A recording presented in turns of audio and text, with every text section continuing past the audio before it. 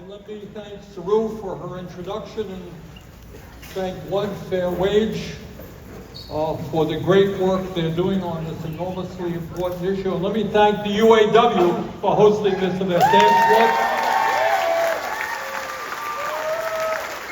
I'm proud to be here at the UAW Hall. They are leading the working class of this country to a new day. So we thank the UAW very much.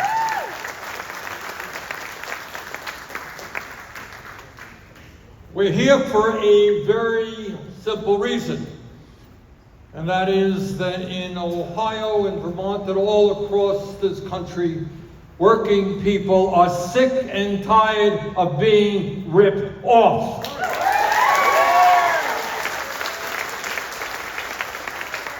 So let me be as clear as I can be. $10.45 is a starvation wage. $5.25 an hour is an even worse starvation wage.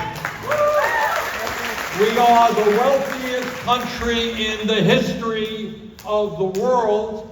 It is not too much to demand that every worker in our country earns a living wage. Not too much to ask that you earn a wage which enables you to take care of your kids, to pay your rent, to put gas in the car, to have some health insurance. In the richest country in the history of the world, that is not too much to ask. That's a demand that must be achieved. And that's not just what you believe. That's not just what I believe. It's not just what Saru believes or One Fair Wage believes. That is what the American people believe and understand to be right.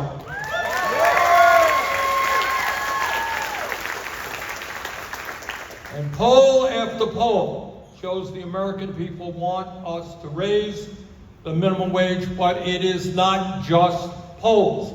Every time, in every state, a minimum wage ballot has been on the ballot, minimum wage issue has been on the ballot. It wins often with overwhelming votes.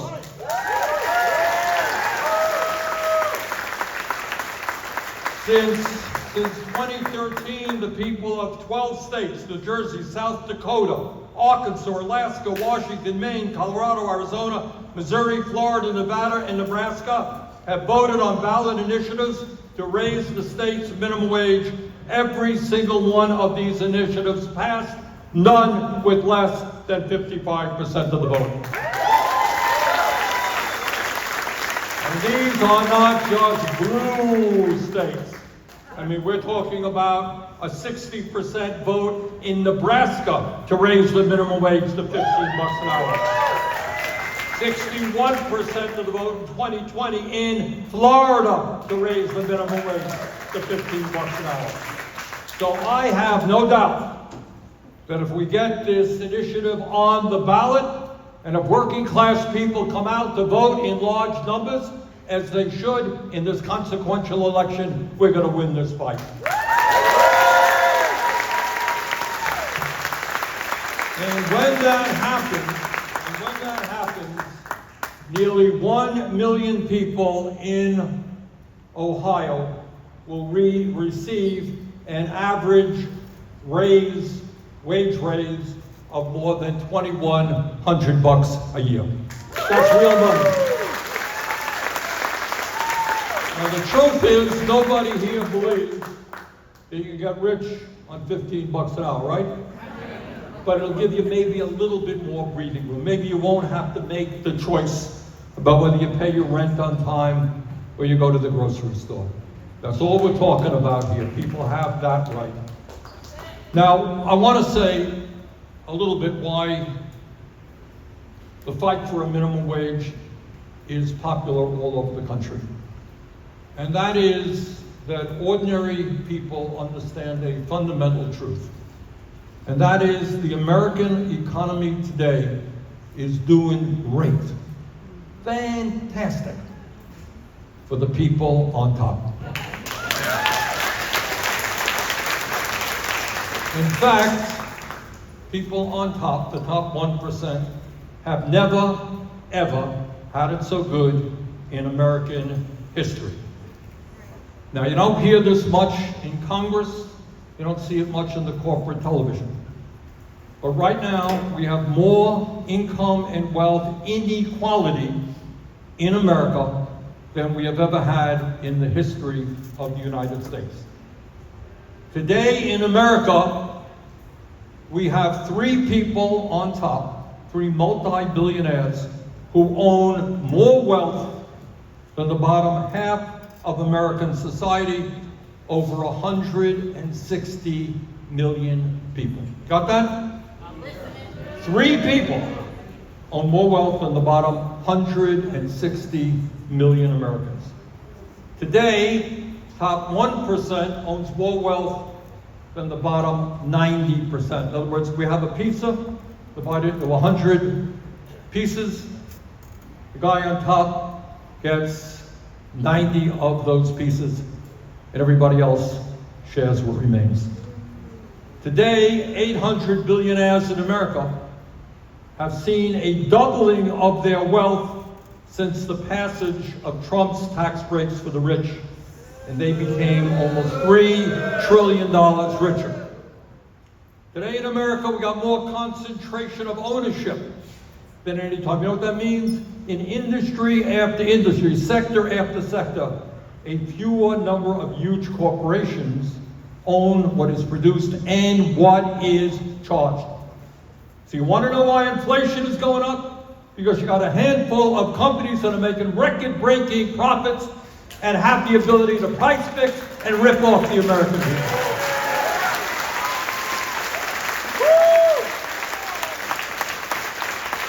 And at a time of all of this income and wealth inequality, we're seeing, in my view, an unprecedented level of greed.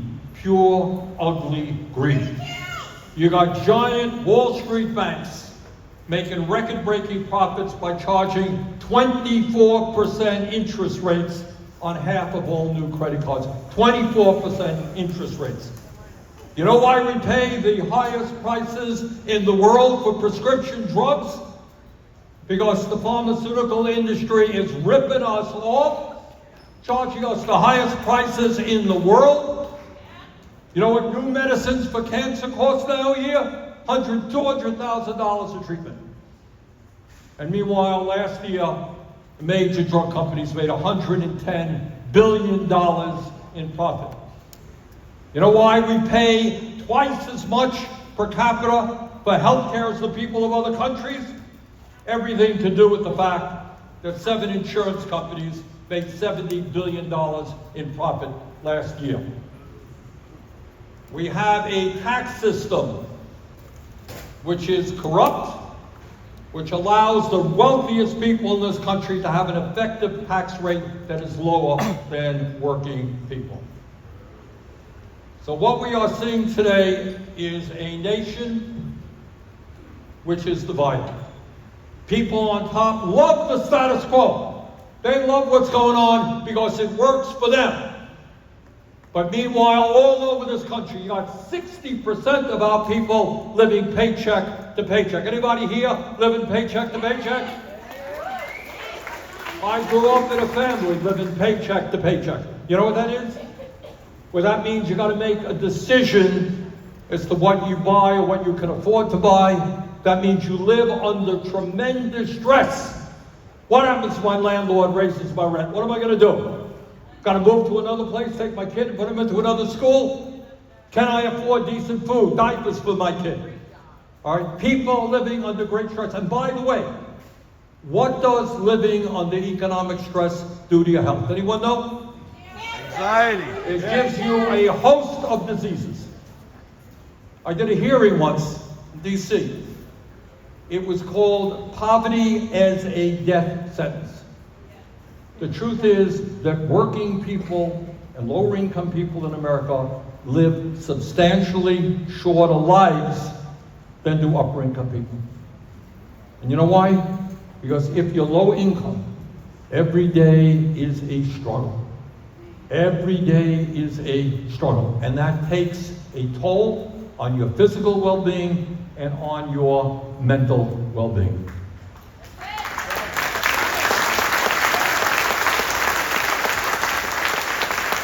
I want to tell you something else, why people are supporting an increase in the minimum wage. You know, in Ohio, in Vermont, all over this country, people are really, really angry.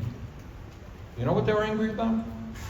They're angry over the reality that over the last 50 years, 50 years, despite a huge increase in productivity, every worker today far more productive than he or she was 50 years ago, the average American worker in inflation accounted for dollars is earning lower wages than was the case 50 years ago. Can you believe that?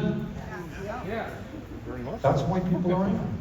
And during that period, there was a massive transfer of wealth from the bottom 90% to the top 1%.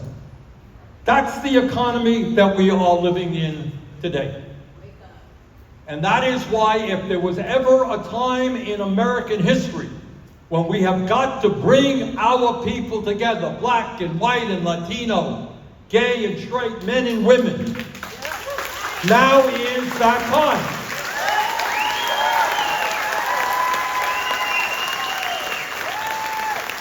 And that demand, that struggle that we are fighting for, is not only to make sure that every worker in Ohio, Vermont, this country earns a livable wage. We understand that there is something wrong when in the United States we're the only major country not to guarantee health care to all people as a human right.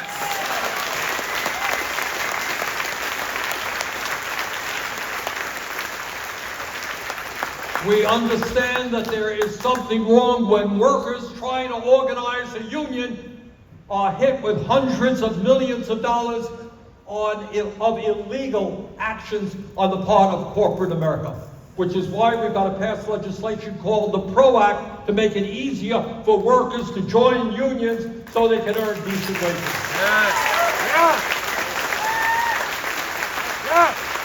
We understand that half of older workers in America have nothing in the bank for retirement. We are not going to let Republicans or anybody else cut Social Security.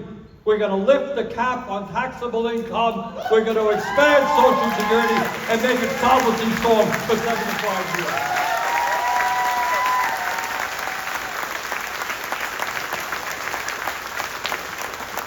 And we understand that we're living in a moment where there are revolutions taking place in technology, artificial intelligence, and robotics. The job that you have today will likely not be there 10 or 15 years from now. Our job is to stand together and make sure that that increase in worker productivity through technology benefits workers, not just the CEOs of large corporations.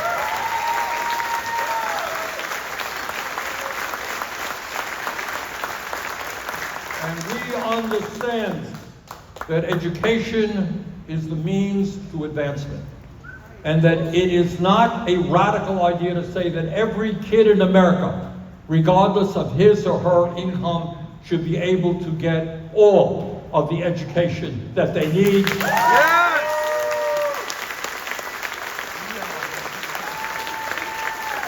Other countries are doing it. We can make all public colleges and universities tuition free.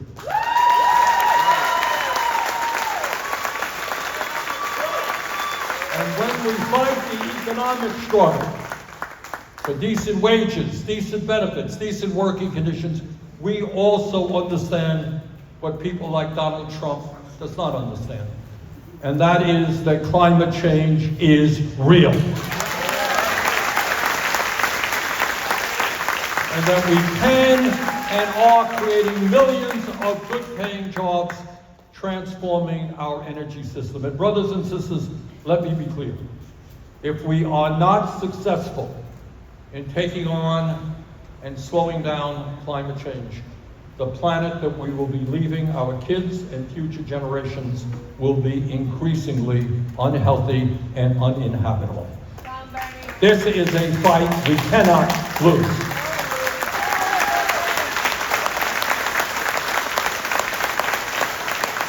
So here is the bottom line.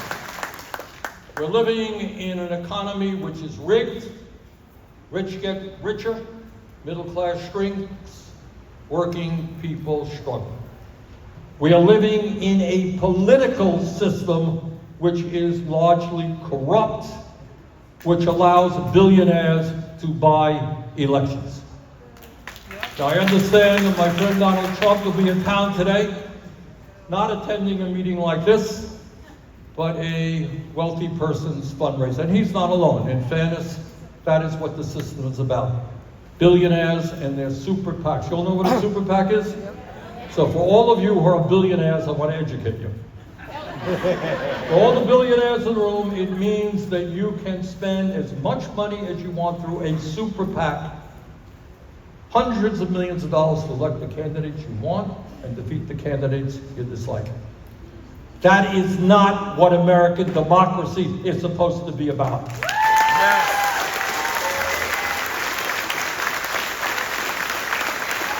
So the reason why in Washington we give huge tax breaks to billionaires but somehow can't raise the minimum wage, why we make it impossible, very difficult for workers to join unions, but we give all kinds of benefits to the people on top. The reason has everything to do with a corrupt campaign finance system in which many members of Congress are not there to represent working people, or the vast majority, but to represent wealthy and powerful special interests. So this November, we have got to do a number of things. Most importantly, we have got to bring our people together. This is the fight of our lives. Oh, good.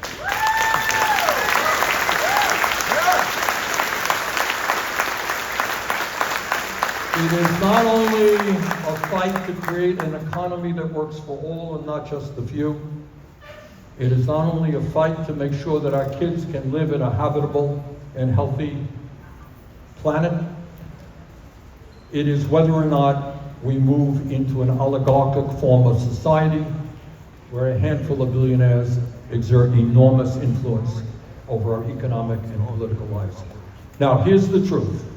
People on top have endless amounts of money. They can do anything they want. They're using that money through the National Restaurant Association, fighting us on this thing. All of these companies, they have endless amounts of money for lobbyists, for paid advertisements, and so forth and so on. They have the money, but you know what we have? People. We have the people.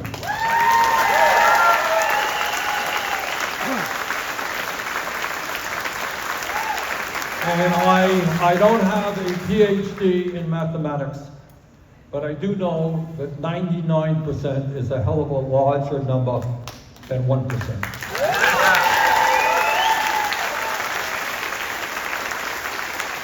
So let us do everything that we can to get this ballot initiative on the ballot. Let's do everything we can to pass it. And let's do everything that we can to create an economy where every working person earns a living wage. Thank you all very much.